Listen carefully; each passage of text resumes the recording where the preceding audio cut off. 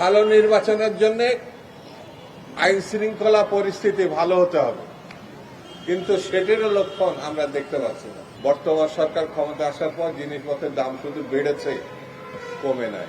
বাংলাদেশের কৃষক, শ্রমিক, খেটে খাওয়া মানুষ বড় কষ্টে আছে। প্রতিদিনই জিনিসপত্রের দাম বেড়ে যাচ্ছে।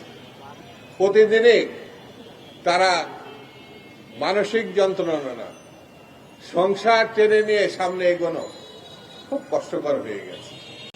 এই জন্যে বর্তমান সরকারের উচিত হচ্ছে তড়িৎ ভাবে কিছু পদক্ষেপ নিয়ে মানুষের পাশে দাঁড়ানো। যদিও তাদের হাতে সময় এখন কম, তাদের কাছে মানুষের প্রত্যাশা ছিল অনেক যে ও অতীত সরকার পারেনি, এই সরকার পারবে।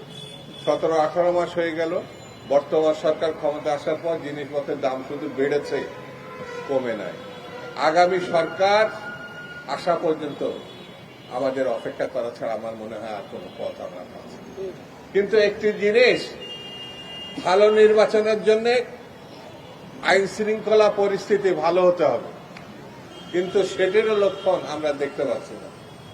সেনাবাহিনী, আইন শৃঙ্খলা বাহিনী সবাই মাঠে থাকা অবস্থায় আমার এই ঢাকা শহর না, আমার চুয়াডাঙ্গাতেও জীবননগরে একটি ছেলেকে কি নির্মম ভাবে পিটিয়ে হত্যা করা হলো। এটা তো কোনো সন্ত্রাসীরা তাকে হত্যা করে না, কিন্তু যারা হত্যা করেছে তাদের এই হত্যা ঠেকানোর কথা। তারাই তো নির্বাচনে থাকবেন বলে আমরা জানি। সেই জন্য বন্ধুরা, আমাদের যেমন সতর্ক হতে হবে, যারা আইন শৃঙ্খলার পুনরুদ্ধার এবং স্বাভাবিক করার জন্য আছেন, তাদেরও যারা নেতৃত্ব পর্যায়ে আছেন, তাদেরকেও সতর্ক এবং সাবধান হতে হবে।